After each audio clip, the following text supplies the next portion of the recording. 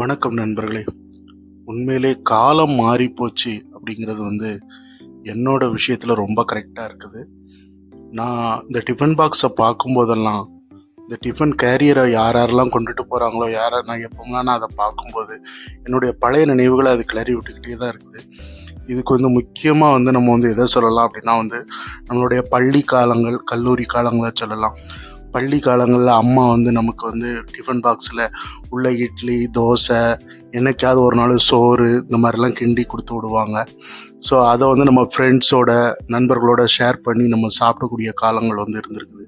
அதே மாதிரி தான் கல்லூரியிலையும் பள்ளிக்கூடத்துலேயும் என்ன வித்தியாசம் அப்படின்னா கல்லூரியில் நண்பர்கள் நம்மளோட ஷேர் பண்ணி சாப்பிடுவாங்க.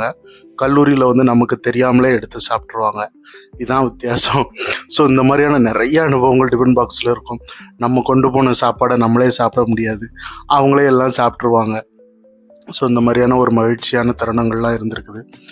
அதே போல் நமக்கு அம்மாவுக்கிட்ட சில நேரம் டிஃபன் பாக்ஸ் எங்களுக்கு வேண்டாம், எனக்கு கேண்டீனில் நான் சாப்பிட்டுக்கிடுவேன், எனக்கு பைசா கொடுங்கன்னு சொல்லி கேண்டீனில் நம்ம சாப்பிட்றதுக்காண்டி காசை வாங்கிட்டு, ஆனால் நம்ம கல்லூரி கேண்டீனில் கூட சாப்பிட மாட்டோம்.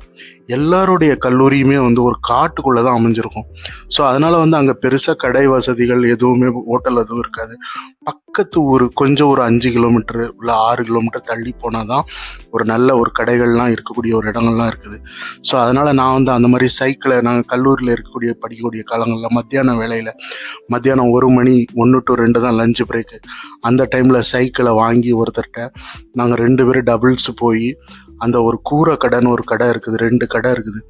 ஸோ ஒரு கடையில் பரோட்டா போடுவாங்க, இன்னொரு கடையில் சுட சுட சோறு, சாம்பார், அவியல், பொரியல் இதெல்லாம் ரெடி ஆகிக்கிட்டு இருக்கும். ஒரு சிலர் ஒரு குரூப் புரோட்டா கடைக்கு போயிடுவாங்க, புரோட்டா சால்னா சுட சுட சாப்பிட்றதுக்கு.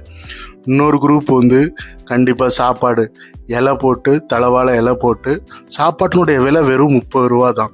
ரொம்ப அருமையாக இருந்ததுன்னா இதெல்லாம் சொல்கிறது 2004, 2005. காலம் எவ்வளவோ மாறிடுச்சு. இருந்தாலும் இன்றைக்கும் இந்த டிஃபன் பாக்ஸை பார்க்கும்போதெல்லாம் எங்கள் அம்மாவோட நினைவும், எங்கள் அம்மாவோடைய கைப்பக்குவமும் எனக்கு தெரிஞ்சுக்கிட்டே இருக்குது.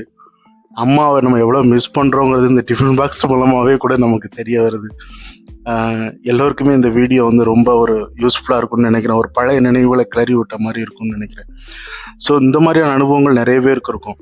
நம்ம கடைகளில் சாப்பிட்ருப்போம், ஆனால் காசு கூட நான் 2004 சொல்கிறேன், நாங்கள் காசு கூட கொடுக்காம வந்திருக்கிறோம். அவங்க காசுலாம் பரவாயில்ல தம்பி, நீ சாப்பிட்டல, அது போதும் அப்படிங்கிற மாதிரி சொல்லுவாங்க. அந்த காலத்து மனிதர்கள் கூட இப்போ இல்லை. ஓகே, வீடியோ பிடிச்சிருந்தா லைக் பண்ணுங்கள், ஷேர் பண்ணுங்கள்.